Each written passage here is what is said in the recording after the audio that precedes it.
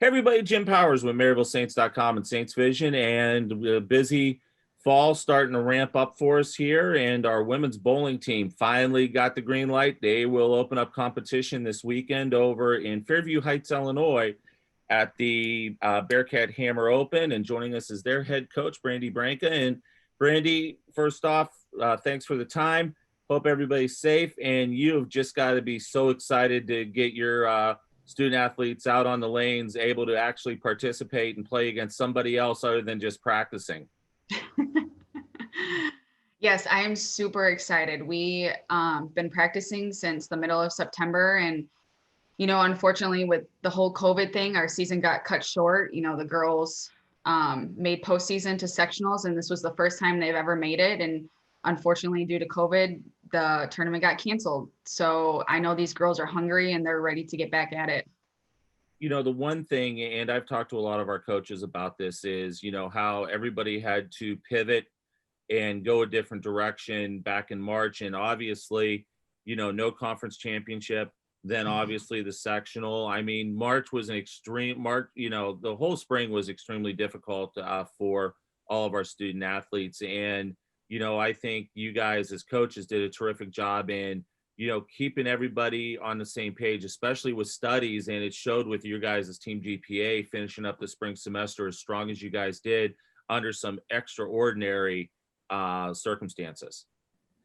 Yeah, definitely. Actually with sectionals, we were leaving the day of when we got the phone call saying that it was canceled. And I know my girls were devastated, especially those seniors, because they've been working for this since their freshman year and then having it get taken away from them. And it sucked, to be honest. But this past semester in the spring was this highest GPA the girls ever had before. My girls do really good with online classes because with our travel schedule, it's goofy with leaving on Thursdays and coming back on Sundays. They do have to take quite a bit of online classes. So I was very proud of them, for putting their studies first. And obviously it was a little difficult with them, going home and whatnot and not being able to see them and everything, but we kept in touch. We did group meets, we did Zooms. And then come August, I was so excited to see them. You have no idea. Oh, I know. I know. And every coach has said the same thing. It was great to see everybody, back on campus and able to do stuff. But, I think in talking to, Leah and Bailey, during the summer, and Bailey, this week, bowling, it's awfully tough to do stuff not in a bowling alley. And you're a professional bowler, and you kind of had to deal with that as well throughout the summer, not being able to do the training that you're used to. So what were some of the things that you told the girls that they needed to do over the summer when they weren't able to actually get out to a bowling alley and actually work on their fundamentals and different things along those lines?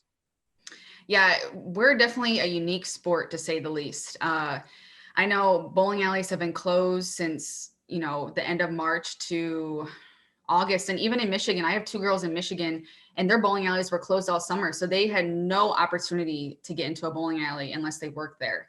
But at home drills that you could do, like release drills, that's something that the girls could do at home. And just working out and just make sure they're in tip top shape, go for walks, just kind of just stay active.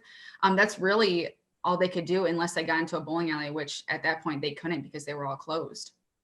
Yeah, and I know, with that scenario in place, your practices kind of had to go up another level, so to say, over the last, couple weeks to get ready for this first tournament, because normally everybody's had a whole summer of being able to train and work on different things. This year, not so much. And so, practices, I'm sure, have had to kind of amp up a little bit and doing some different things. And, once again, the coaches have done a terrific job with that kind of stuff. Yeah, definitely. We've I've been pushing them hard, to our practices. There are some days where, I did give them a day off or I did an hour and a half instead because, with studies and going hard with workouts and practices, it can become a lot. So just making sure mentally they're, they have that break too. But, I got 5 newcomers, so it's definitely going to be an interesting year. But these 5 newcomers I have in, they're great. Physical game is good. Mentally, they're there. They're great team players. They're ready to get after it. They're hungry.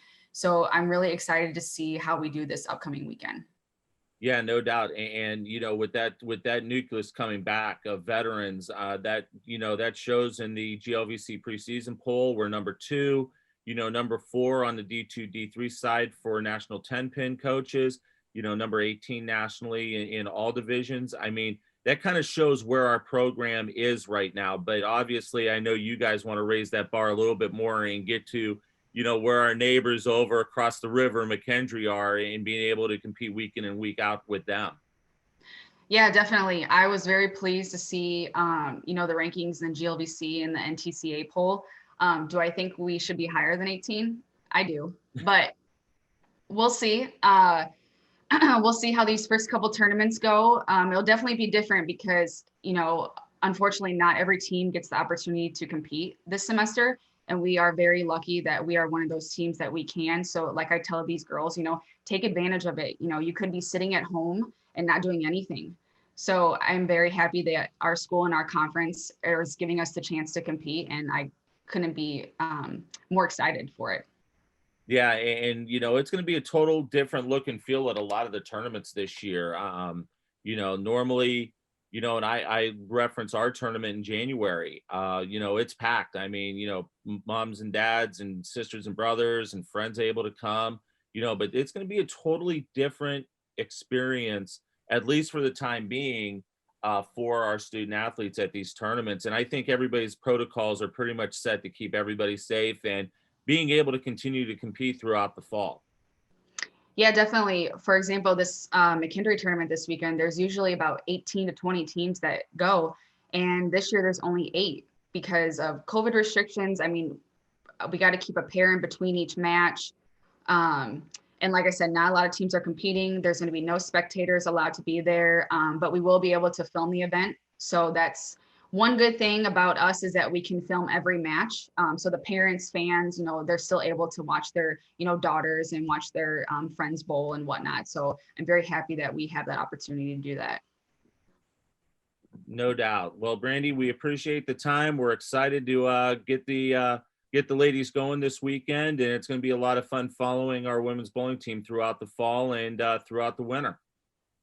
Yeah, we're looking forward to it. We're excited. No doubt about it. Thanks so much for the time, Brandi. We appreciate it. Thanks, Powers.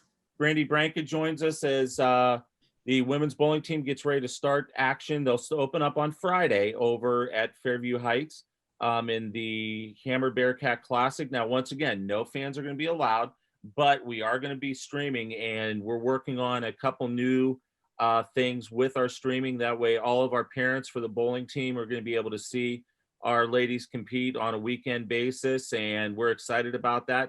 Give us a little slack this weekend because we are trying out some new stuff, but we're really excited to be able to bring that to everybody. And then we'll have wall-to-wall coverage throughout the weekend on our Twitter feed at Maryville Saints.